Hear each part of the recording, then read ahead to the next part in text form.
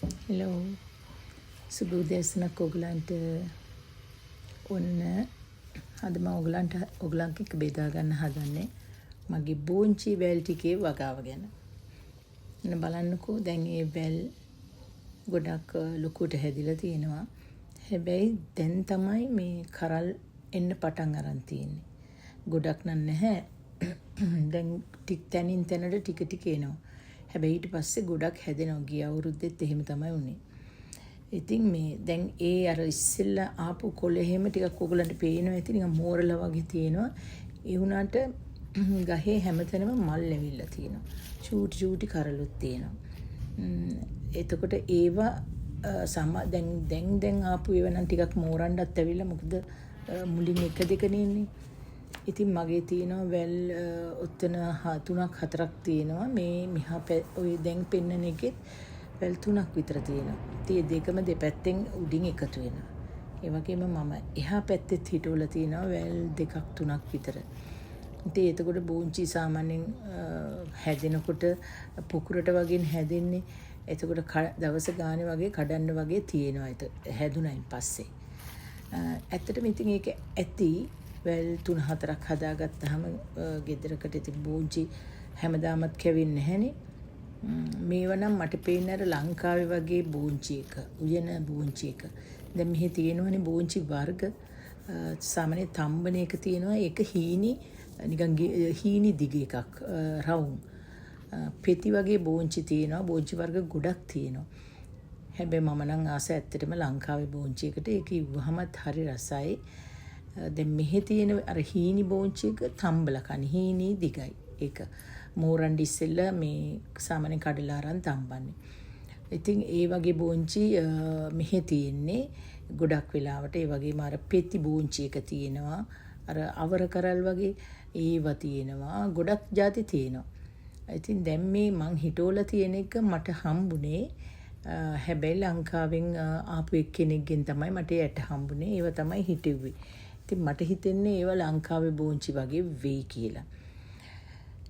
ඉතින් ඒක දැන් කරල් එනවනේ. කරල් ආවයින් පස්සේ මම ඒ කරල් කඩලා ඔයගලන්ට රසට බෝංචි කරියක් හදන හැටි පෙන්නන්න.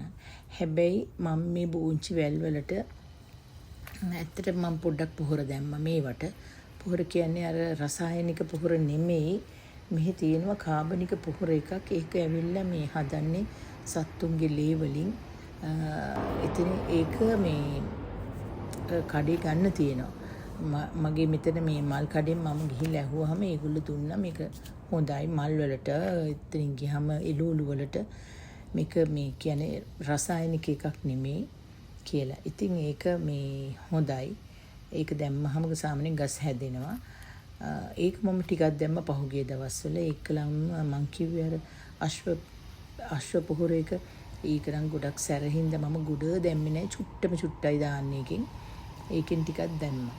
ඔය පේන්නේ අනිත් වැල් ටික එහා පැත්තේ තියෙන. ඒක මේ එච්චර ලොකුවට තවම හැදිලා නැහැ. ඉතින් මොකද මට ඉඩ නැහැනේ. මම ඔය මේ ඔය කෝටු හිටවල තියෙන්නේ පෝච්චි ඇතුළෙමයි. මට එච්චර ඉඩ නැහැ. ඒකින්ද ඔය සමහර ඒතන ගස්වල නම් කරල් ඇවිල්ලා තියෙන බෝංචි වැල් වල නම්. ඉතින් මේ ඒ වුණත් ඉතින් හරි හිතට සතුටක් ඒක. බලන්න එහෙම තියෙනකොට ඉතින් නිකන් මාරාසයි. මේක නම් කැකිරි වෙලක්. මේ පේන්නන්නේ පොඩි මට යාළුවෙක් දීපු චූටි පැල දෙකක්. දැන් ඒකේ මල් ඇවිල්ලා. හරි ආසයි මං කැකිරි වලට. මේ කවදාවත් මම මේ හිටවල නැහැ. මේ පළවෙනි සැරේ මේකේ මල් ඇවිල්ලා තිබුණා. ඉතින් හරි සතුටුයි ඒකත්. ඉතින් ওই බෝංචි වැල් ටික නම් දැන් ගොඩක් ලොකුවට හැදිලා තියෙනවා. ප්‍රශ්නේ වෙලා තියෙන්නේ ඇත්තටම මේ හරියට මදුරුවෝ ඉන්නවා. මෙහිම අර වදුලට වගේ හැදුනහම මේ මදුරුවෝ එනවා. වතුර තියෙන්නත් බෑ මේ හැදෙනවා. ඉතින් ඒකින්ද මම දැන් උදේට යන්නෙත් නැති තරම් උදේට හවසට මිදුලට මදුරුවෝ හරියට යනවා නම් කකුල් දෙකට මේස් දාගෙන හොඳට අතේ බෙහෙත් එහෙම ගාගෙන තමයි යන්නේ. මේ පේන්නේ මේ බැසිල් පැලයක්. බැසිලි ඒක මේ දම් පාට එක. ඔන්න ඔහොම තමයි ඉතින් මේ බෝංචි වගාව පොඩ්ඩයි. ඒ වුණාට ඉතින් ඇත්තටම ආසයි. දැන් ලංකාවේ හැදෙනවා බෝංචි හොඳට මම දන්නවා. හොඳට හැදෙන දෙයක් ලංකාවේ බෝංචි. සාමාන්‍යයෙන් පෝච්චි එක මේ දැන් මගේ නම් මේ පෝච්චි වල බිම හිටවුවොත් හොඳට ලොකුවට හැදෙනවා. පොඩ්ඩක් සාත්තු කරන්න තමයි තියෙන්නේ. ඉතින් ගෙදරට සාමාන්‍ය පාවිච්චියට හොඳයි. ගෙදර කැමරට ගන්න බෝංචි වැල් 2-3ක් හිටව ගත්තා නම් ගෙදර හරි ෂෝක් එක. අමතර ආදායමක් ගන්නත් පුළුවන්. පොඩ්ඩක් වැඩිපුර වැව්වොත් එහෙම ඔය අහල පහල කඩේකට දාලා පොඩි ආදායමක් ගන්නත් පුළුවන් ඉතින්. දැන් ඔයගලන්ට පේනවනේ හොඳයි නේද එහෙම වැව්වහම බලන්නකො කොච්චර ආසයිද කියලා. මේ ගොටුකොළ පැලේ නම් හැදෙන්නෙම නෑනේ මන් දන්නේ ඇයි කියන ගොටුකොළ එහෙමම එක තැනම තියෙනවා. ඉතින් හැම සැරේම වගේ මේ සැරෙත් වැව්ව පුංචි වගාවක් මේක. පෝච්චි වල හිටවපු. ඒ වුණාට මේ මං හරි ආසයි ඒකයි ඔයගොල්ලොත් එක්ක බෙදාගන්නේ. මං ඉතින් කියන්නේ ඔයගොල්ලන්ට හිටවල බලන්න. ඒ වගේම මම දැන් ඉස්සරහදී මේ මගේ බීට් පැල එහෙම ලොක්කුවට හැදිලා අලත් බහැලා. ඉතින් මං තාම ගැලෙව්වේ නැහැ මේ කියන්නේ ගහ දෙකක් ගලවලා මේවා කරලා තියෙනවා. එහෙමට කියලා ගැලෙව්වේ නැහැ. මං දැන් ගැලවුව වෙලාවක මම ඒකෙන් රසට කෑමක් හදලා පෙන්නන්න. නිතරම බත් එහෙම උයන්නේ නැති හින්දා ඒව ගලවන්න වෙන්නේ නැහැ. ඉතින් ඒකයි වෙලා තියෙන්නේ. මම ගැලෙව්වහම රස කෑමක් හදලා පෙන්නන්නම් ඕගලන්ට. ඉතින් බලන්නකෝ මගේ බෝංචි වැල් ටික දිහා අද පෙන්නන්නේ බෝංචි ගැන. හොඳේ. මේකට හැබැයි මේකට සතෙක් එනවා. කොළ පාට නිකන් කොළ පෙත්තෙක් වගේ. නිකන් ඉස්සෙල්ලම එයාගේ ඇඟ ත්‍රිකෝණයක් වගේ තියෙන්නේ උලක් වගේ. නිකන් ඇනිනවා වගේ ඇල්ලුවාම එයා තමයි ඇවිල්ලා මේ කොළවල මේ කොළ කනවා සමහර වෙලාවට. ඉතින් මම හැමදාම බලලා දැක්කහම එළවනවා. ඒ අරුණාම මේ ටිකක් ප්‍රශ්නේ තියෙන්නේ සමනල්ලුන්ගෙන්. සමනල්ලු ඇවිල්ලා අර බිත්තර දානවනේ. නෝකෝල් පැල නම් හදන්නම අමාරුයි. මොකද සමනල්ලු ඇවිල්ලා බිත්තර දාලා පණුව හැදෙනවා. ගස්වල කොළ දවසෙන් කාලා ඉවර කරනවා. ඒකයි. දැන් මේ රෝස නම් ඉතින් සාමාන්‍යයෙන් මෙහි රෝස හැදෙන්නේ පළවෙනි සැරේ සමයක පටන් ගන්නකොට හොඳටම හැදෙනවා. ඊට පස්සේ දෙවෙනි සැරේ කපලා මේව වුණාම ඔය ටිකයි. ඔය මේ ගස්වල එච්චර සාරයට හැදිලා නැහැ. දැන් ගිය සැරවල් වල ගොඩායි මේ සැරේ සමයක පටන් ගන්නකොටම පොඩි ප්‍රශ්නයක් ආවනේ අවුවත් එක්කලා. ඉතින් මේ මල් හැදෙන්න උනේ නැහැ.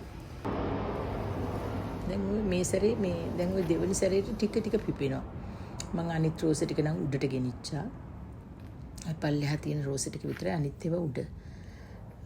ඉතින් මේ කියන්නේ ඉලූලු ගස් අතරේ මල් ගහකුත් හිටෙවම ලස්සනයිනේ. ලොකුම ඉඩක් නැති වුණත් මේ අපිට වවා ගන්න මේ සාමාන්‍ය පොඩි ඉඩක් ඇති. හැමදාම කියනවා වගේ.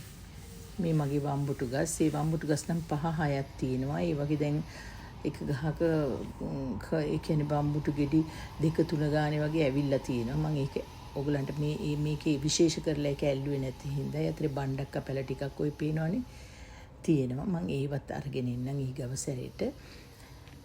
ඉතින් ඔහොම තමයි මගේ වගාව.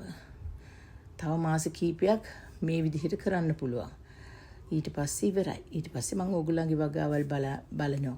ඕගොල්ලන්ගේ වීඩියෝස් බලලා ඊගව අවුරුද්ද හිටවන්න ඒ වගේ මම ඉගෙන ගන්නවා. ඉතින් අපි ආයෙත් දවසක් හම්බ වෙමු. ඕගොල්ලන්ට සුබම සුබ දවසක් කියලා කියනවා. මේ වීඩියෝ බැලුවට ගොඩාක් ස්තුතියි. සමහරක් අය කමෙන්ට් කරලා තිබුණා දිගටම දාන්න කියලා. ඉතින් ගොඩාක් ස්තුතියි ඒ වගේ අයට. මට පුළුවන් විදිහට මම අරගෙන එන්නම්. ඊට පස්සේ මේ වයින් පස්සේ මම පොඩි අපේ ගෙදර කොහොමද එදිනෙදා ජීවිතේ කියලා මම පොඩි වීඩියෝස් අරගෙන එන්නම්. ඉතින් මම ලොකුවට වීඩියෝ කරන කෙනෙක් නෙමෙයිනේ. ඉතින් මේ පටන් ගත්ත ගමන්නේ ටික ටික මම අරගෙන එන්නම්. ඉතින් ඕගොල්ලන්ට සුබ දවසක්. මම ගිහිල්ලා එන්නම් ආයෙත් පොඩි වීඩියෝ ක්ලිප් එකක් අරගෙන.